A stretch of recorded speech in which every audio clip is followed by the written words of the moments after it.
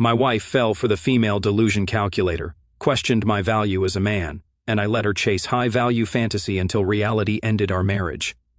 2 weeks ago, I caught my wife reading something called the female delusion calculator on her phone. At first, I thought it was some random internet nonsense. Man, was I wrong. That little discovery would become the beginning of the most eye-opening 3 weeks of my marriage. It started innocently enough. She'd scroll through her phone during dinner, occasionally letting out these little H sounds like she was discovering the secrets of the universe. When I asked what was so fascinating, she'd just say, "Nothing important," and keep reading, but I could see the gears turning in her head. The first red flag came during our usual weekend grocery trip. We're standing in the cereal aisle when she suddenly stops and looks at me with this evaluating stare. "You know," she says, "I've been doing some research about relationships and standards. I'm thinking she found some marriage advice blog or something. Apparently most women settle for men who aren't really high value." High value. That was the first time I heard her use that term. I raised an eyebrow and asked what exactly made a man high value, according to her newfound wisdom. She pulled out her phone and started listing criteria like she was reading from a manual: height, income, car, house ownership, social status, the works. "What you're telling me," I said, grabbing a box of cereal, "is that after 5 years of marriage, you've decided I'm not high value enough?" She backtracked quickly, saying it wasn't about me specifically, just general observations. But the damage was done. I could see she was measuring me against some imaginary standard she'd found online.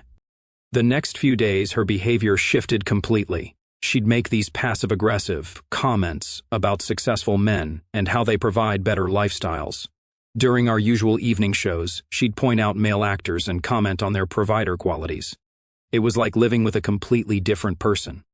The breaking point came when she suggested I should level up my career and social circle. She'd been reading about feminine energy and how women should inspire their men to become better versions of themselves. Except her version of inspiration felt more like constant criticism wrapped in self-help terminology. I decided to do my own research. Turns out, the female delusion calculator is this tool that supposedly shows women how statistically rare their ideal man requirements are. The problem is, instead of helping women adjust unrealistic expectations, it was feeding into this idea that they should hold out for some mythical perfect guy. My wife had fallen down a rabbit hole of content about knowing your worth and never settling. Every video, every article, every social media post was reinforcing this idea that she deserved better than what she had, and what she had was me. The irony wasn't lost on me. Here was a woman who'd been happy in our marriage for years, suddenly convinced by strangers on the internet that she was living below her standards. She'd gone from being my partner to being my judge, jury, and apparently my life coach. When I tried to address it directly, she got defensive. "I'm just trying to grow as a person," she said. "Maybe you should try it too, instead of being intimidated by my self-improvement." Self-improvement. That's what she called questioning everything about our life together.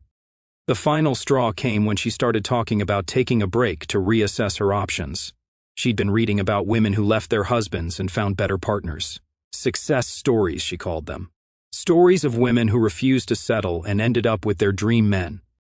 I looked at her across the dinner table, phone in hand, still scrolling through her delusion-feeding content. "You know what?" I said, setting down my fork. "I think you're right. You should definitely explore all your options." The smile that crossed her face told me everything I needed to know. She thought she'd won some kind of victory, but what she didn't realize was that I'd already started making my own plans. If she wanted to live in a fantasy world where she was too good for our marriage, I was going to give her exactly what she asked for, the chance to see how that delusion played out in real life. 2 weeks of reading about female delusion had convinced her she was settling. Week 3 would show her what settling actually looked like. The next morning, she woke up with a different energy, like she'd been given permission to completely reimagine our relationship. Over coffee, she casually mentioned that she'd been evaluating our dynamic and had some thoughts about improvements we could make. "We?" I asked, taking a sip of my coffee. "Sounds like you've already made up your mind about what needs changing." She pulled out a notebook, an actual notebook where she'd been writing down her thoughts. "I've been doing some calculations," she said, flipping through pages of notes. "Based on my research, I think we need to establish some new standards for this relationship." I almost laughed. She was treating our marriage like a business proposal. "Standards?" I repeated. "What kind of standards are we talking about?" She started reading from her list. Date nights had to be at restaurants that cost at least a certain amount per person. I needed to upgrade my wardrobe to reflect success. We should be taking vacations to places that were Instagram-worthy. Social media presence needed improvement because high-value couples document their lifestyle. You've been married to me for 5 years, I said, leaning back in my chair. If these standards were so important, why are you bringing them up now? Because I didn't know better then, she replied without missing a beat. I was operating from a scarcity mindset. Now I understand what I'm actually worth. What she was worth, not what we were worth together. What she was worth as an individual who happened to be married to someone who apparently wasn't meeting her newfound requirements. The conversations became increasingly one-sided. She'd talk about couples she'd seen online who had figured it out, men who treated their women like queens, who provided effortlessly, who never made their wives question their value. Meanwhile, I was supposed to sit there and take notes on how to become this imaginary perfect husband. When I pointed out that these social media couples were probably showing their highlight reels, not their real lives, she dismissed it. Successful men don't make excuses, she said. They find ways to make things happen. The real test came when she started making demands disguised as suggestions. I think it would be good for us if you joined that upscale gym downtown, she said one evening. You know, network with more successful people. When I mentioned that I was perfectly happy with my current gym routine, she sighed dramatically. This is exactly what I'm talking about, she said. You're not growth-minded. High-value men are always looking for ways to improve themselves and their circumstances. I decided to play along. You're absolutely right, I said. I should definitely be more growth-minded. In fact, I think I should start evaluating everything in my life to make sure it's adding value. The way her face lit up, she thought she'd finally gotten through to me, but her excitement faded when I started applying her logic back to her. So if we're talking about standards and value, I said, what exactly are you bringing to this relationship that justifies all these new requirements? She wasn't ready for that question. Her research had focused entirely on what men should provide, not on what women should contribute. When pressed, she talked about feminine energy and inspiring her man to be better. Translation, her job was to have opinions about my performance while I did the actual work of meeting her standards. The breaking point came during dinner with friends. She spent the entire evening comparing me unfavorably to other husbands at the table. He just bought her a new car, she said about one couple, and they're going to Europe next month. Every comment was a not-so-subtle hint about how I was falling short. On the drive home, I finally addressed it directly. You seem pretty unhappy with what you've got, I said. Maybe you should explore what else is out there. She turned to look at me, and for a moment, I saw a flicker of uncertainty. But then her phone buzzed, with another notification from her online communities, and the moment passed. Maybe I should, she said, scrolling through her phone. I deserve someone who appreciates what I bring to the table. I nodded slowly. You absolutely do. And I deserve someone who appreciates what I bring to the table, too. That night, she stayed up late on her phone, probably getting validation from strangers about how she was finally standing up for herself. Meanwhile, I was in the other room making some phone calls of my own. If she wanted to play the game of evaluating options, I was going to make sure she understood all the rules. By morning, she'd convinced herself that she was taking control of her life. What she didn't realize was that I was about to show her what taking control actually looked like. The third week started with her announcing that she was going to take some space to reassess things. She'd been talking to her online support groups about the importance of maintaining your options and not settling for mediocrity. Apparently, the consensus was that she should explore what else was available before committing to improving our relationship. Space, I repeated, setting down my morning coffee. What kind of space are we talking about? She had it all planned out. She was going to stay at her sister's place for a few days, maybe go out with some friends, experience life from a different perspective. She'd been reading about women who took breaks from their relationships and came back with renewed appreciation or clarity about what they really wanted. And what if the clarity you get is that you want something completely different? I asked. She shrugged with this casual confidence that told me she'd already gamed this out in her head. Then we'll both know where we stand. What she really meant was that she expected me to sit at home panicking about losing her while she went out and confirmed that I was the best she could do. It was a power play wrapped in self-help language. Sounds like a plan, I said, taking another sip of coffee. When are you leaving? She blinked. That wasn't the reaction she'd rehearsed for. You're okay with this? You're a grown woman, I replied. If you need to explore your options to figure out what you want, who am I to stop you? The confusion on her face was priceless. She'd expected me to fight for her, to beg her to stay, to promise I'd change. Instead, I was practically holding the door open for her. She packed her bags that afternoon, making a big show of it, sighing dramatically, taking her time, waiting for me to crack and ask her to reconsider. But I just went about my normal routine, occasionally offering to help carry her things to the car. "I'll call you in a few days," she said, standing in the doorway with her suitcase. "No rush," I replied. "Take all the time you need." That evening, she posted on social media about choosing yourself and not settling for less than you deserve. Her friends immediately flooded the comments with support, telling her how brave she was for prioritizing her happiness. Meanwhile, I was having the most peaceful evening I'd had in weeks. No passive-aggressive comments about my life choices. No lectures about high-value men. No constant comparison to other couples. Just quiet. But the peace didn't last long. By the second day, she started texting. Nothing direct, just casual messages about what she was doing, where she was going, who she was meeting.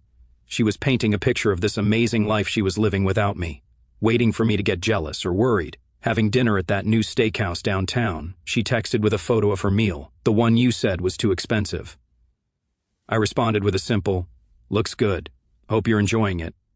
The texts became more frequent and more pointed. She was meeting interesting people and having deep conversations about life goals. She was remembering what it felt like to be appreciated for who she was. Each message was designed to make me feel like I was missing out, like she was discovering this whole world of possibilities that didn't include me. The problem was, I wasn't missing out. I was finally getting a break from her constant criticism and demands. By the fourth day, her sister called me. "She's been crying every night," she said. "Whatever you two are going through, maybe you should work it out." "She's the one who wanted space," I replied. "I'm just giving her what she asked for." "But she expected you to fight for her," her sister said. "She thought you'd try to win her back." I laughed. "Win her back from what? She hasn't gone anywhere. She's just camping out at your place waiting for me to panic." That night she came home, not to reconcile, but to pick up a few things. She walked through the house like she was surveying property she used to own, making comments about changes I'd made in her absence. "You rearranged the living room," she said. "I did," I replied, not looking up from my book. "Turns out I like it better this way."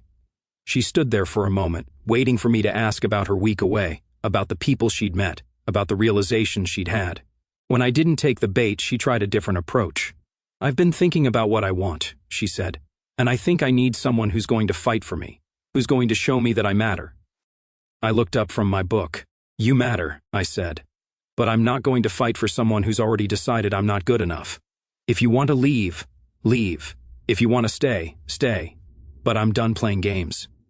She left that night more frustrated than when she'd arrived. Her grand gesture of independence was supposed to make me desperate to win her back. Instead, it had shown both of us exactly how things worked when she wasn't around to constantly remind me of my shortcomings. The next morning, I got a text, "We need to talk." I replied, "Whenever you're ready to have a real conversation instead of a negotiation, let me know." By the end of the week, she was back. Not because she'd realized I was amazing, but because her exploration hadn't gone the way she'd planned. The high-value men she'd been reading about weren't exactly lining up to date a married woman having a quarter-life crisis. But she came back with even more demands, more conditions, more standards that needed to be met. She doubled down on her delusion, convinced that the problem wasn't her expectations, but my failure to meet them. That's when I realized this wasn't going to end with her coming to her senses. This was going to end with me showing her what reality looked like when the game stopped working. She walked back into the house, expecting to find me exactly where she'd left me, waiting, hoping, ready to negotiate. What she found instead was a man who'd spent the last week remembering what life felt like without constant judgment and manipulation. "We need to establish some ground rules," she announced, dropping her bags in the entryway like she was moving back into a hotel. "If this is going to work, there need to be some serious changes." I looked up from my laptop where I'd been working on something that had nothing to do with her drama. "Ground rules?" I repeated. "That's interesting. What makes you think you're in a position to set ground rules?" She pulled out her phone and started reading from what looked like a prepared statement. "First, I need transparency about your finances. I should have access to all accounts so I can see where the money's going. Second, social activities need to be planned together. No more of this hermit lifestyle. Third, we need to establish a timeline for major improvements, career advancement, lifestyle upgrades, the works." I closed my laptop and gave her my full attention. "Let me make sure I understand this correctly. You leave for a week to explore your options, and you come back with a list of demands for me to meet? They're not demands, she said, scrolling through her notes. They're standards. Healthy relationship standards based on what successful couples actually do. And where exactly did you get these standards? From the same online communities that convinced you our 5-year marriage was suddenly inadequate? She got defensive immediately. I've been talking to people who understand what real partnership looks like, people who don't settle for mediocrity. I stood up slowly, keeping my voice calm. Here's what real partnership looks like. Partners don't leave to explore other options and then return with ultimatums. Partners don't spend weeks researching how to manipulate their spouse into becoming someone else. And partners definitely don't treat their marriage like a business transaction that can be renegotiated whenever they feel like it. She wasn't ready for that level of directness. Her online support groups had prepared her for a desperate husband who would agree to anything to keep her. They hadn't prepared her for someone who'd refuse to play the game entirely.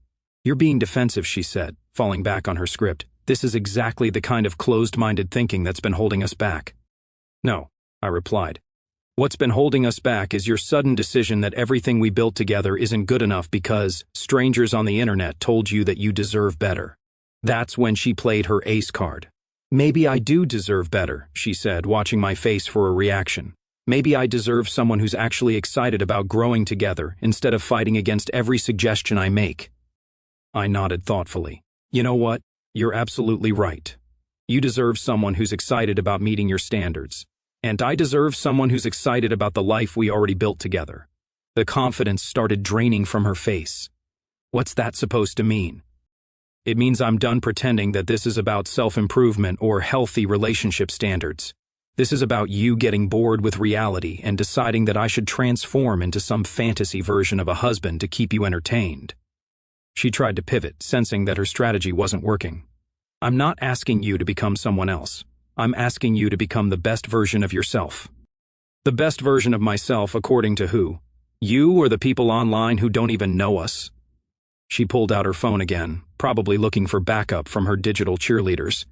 I've been getting a lot of support from people who understand what I'm going through. They all say the same thing. A woman shouldn't have to settle for a man who isn't willing to level up for her. Level up, I repeated. And what exactly have you been doing to level up for me, besides making lists of everything I need to change? She blinked. That question had never occurred to her. Her research had been entirely focused on what she should demand from me, not on what she should contribute to earn those demands. I bring emotional support, she said finally. I inspire you to be better. You mean you criticize me constantly and call it inspiration? I'm trying to help you reach your potential. No, you're trying to turn me into some imaginary person who doesn't exist so you can live out some fantasy you saw on social media. She put her phone away and tried a different approach. Look, I love you, but I need to know that you're committed to growing with me. If you're not willing to work on yourself, then maybe we're not compatible anymore. There it was, the threat she'd been building up to. The ultimatum disguised as concern, change or lose me. I sat back down and reopened my laptop. You know what? I think you're right. We're probably not compatible anymore. She froze. What? You heard me. We're not compatible. You want a husband who will jump through hoops to prove his worth. I want a wife who values what we already have. Those are two different things. She stood there for a moment, processing that her nuclear option had just been diffused. You don't mean that. I absolutely mean that. You spent 3 weeks telling me in every way possible that I'm not good enough. Well, congratulations. You've convinced me that you're not good enough either. The next few hours were a master class in someone realizing their power play had backfired spectacularly. She tried every tactic in her playbook, tears, anger, bargaining, threatening to leave again. But I'd already made my decision. Here's what's going to happen, I said calmly. You're going to decide if you want to be married to me or married to some fantasy version of me. If it's the fantasy version, then you need to leave and go find him. If it's me, then we throw away the phones, ignore the online advice and start over. But I'm done being evaluated and graded like some kind of project. She spent the night on the couch, probably texting her support groups about this unexpected turn of events. Meanwhile, I slept better than I had in weeks. The next morning, she was waiting for me in the kitchen with her suitcase packed. I think I need more time, she said. Take all the time you need, I replied, pouring my coffee. But understand that this isn't a negotiation anymore. It's a choice.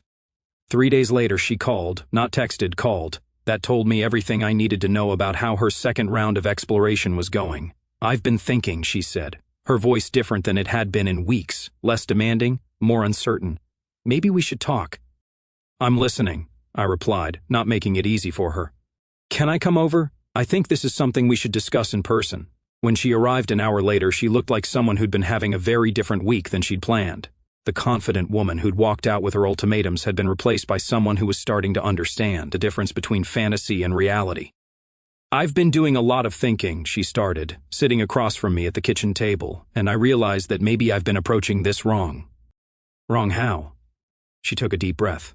"I think I got caught up in all this online advice and lost sight of what we actually have." I leaned back in my chair. "What we have, or what you decided we didn't have. That's not fair," she said, but without the fire she'd had before. "I was just trying to make things better for us." "By threatening to leave unless I transformed into someone else?" She looked down at her hands. "I never said I was going to leave." "You didn't have to say it. Every conversation, every demand, every comparison to other men was you telling me I wasn't enough. That was the threat hanging over everything." She tried to reframe it. "I was trying to inspire you to reach your potential." "No, you were trying to manipulate me into becoming your fantasy husband because you'd convinced yourself that what we had wasn't good enough." The silence stretched between us. Finally, she looked up. "Okay, maybe I was wrong about some things. But can't we just move forward? Can't we work on this together?" "Work on what together? Our marriage was fine until you decided it wasn't. We were happy until you let strangers on the internet convince you that happiness wasn't enough." She pulled out her phone, and for a moment I thought she was going to start reading from her support groups again. Instead, she set it face down on the table. "I deleted the apps," she said quietly. "All of them, the forums, the social media groups, everything. And I realized that maybe I was getting bad advice." I almost laughed. "Maybe you spent 3 weeks treating our marriage like a failed business venture based on advice from people who don't know us, don't know our history, and probably can't maintain their own relationships." She flinched. "It wasn't just the online stuff. I was feeling unfulfilled, like we were just going through the motions. So, instead of talking to me about it, you decided to research how to rebuild me from scratch? I thought if you just made some changes, we could both be happier." "Changes to me? What changes were you planning to make?" She opened her mouth, then closed it. The question had caught her off guard again.